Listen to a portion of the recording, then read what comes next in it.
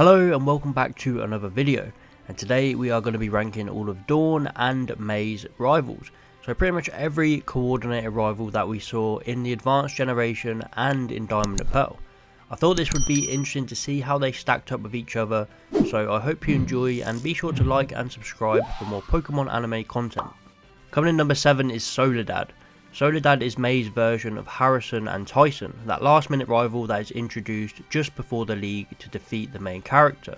She wasn't anything special, they tried to give her a bit of personality. She knew Drew from other contests and she was always getting the better of him, but they just made me wonder why we hadn't seen her before.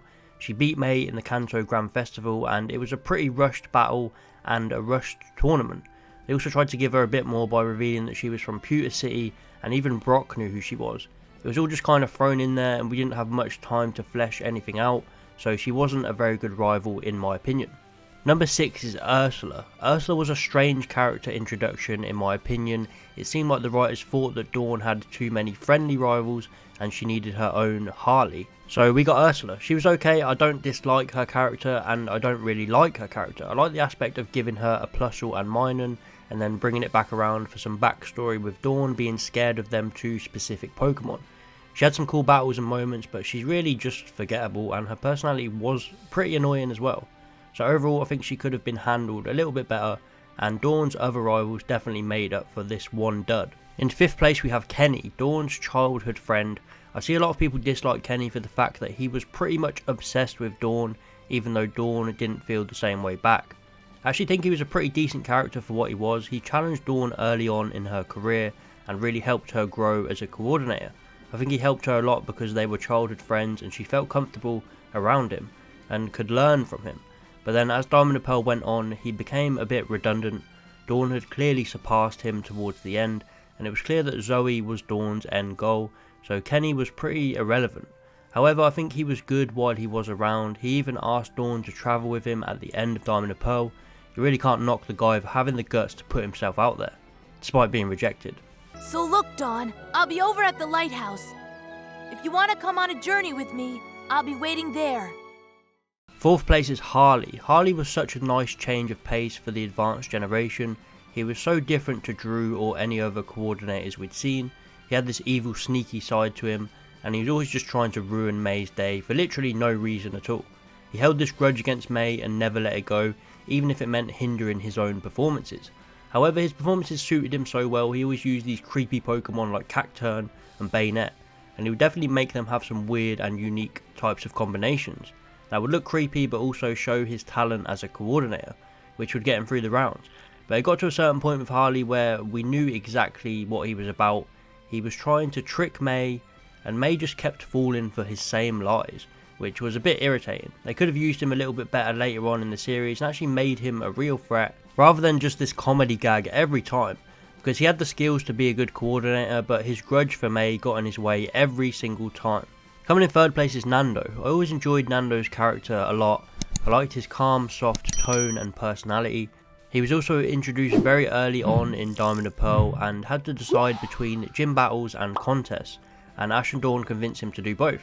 The guy literally travelled around and somehow earned 8 badges and 5 ribbons, which was some achievement. I think Nando is really underrated as a character. He really had both styles of battle down to a T.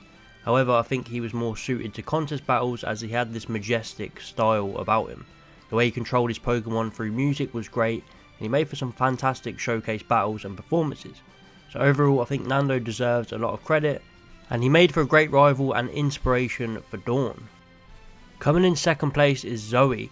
Zoe was a perfect rival for Dawn. She may not have been as in your face as a lot of rivals we've seen can be, but she was exactly what Dawn needed. Dawn was too nice at the start. Zoe really taught her the ropes. She wasn't just a great rival, but she was one of Dawn's best friends. She would do anything for Dawn because she knew that Dawn really wanted to grow as a coordinator. When Dawn lost back-to-back contests in the performance rounds, Zoe helped her out immensely. Zoe would always tell Dawn where she was going wrong, and as a rival this made Zoe such a great character. We've never seen a rival help out a main character and help them grow as much as Zoe did, so they can be even stronger for when they battle together. She was also a fantastic coordinator herself. She knew exactly how everything worked. She was always up to date and informed, and she would never let Dawn get the best of her. They push each other all the way to the Grand Festival final, and Zoe only just came out on top in a fantastic battle. But Zoe deserved to win. She worked really hard for this, and her rivalry with Dawn pushed her to become even stronger as well. It was really just a perfect two-way rivalry for both, pushing them closer to their goals.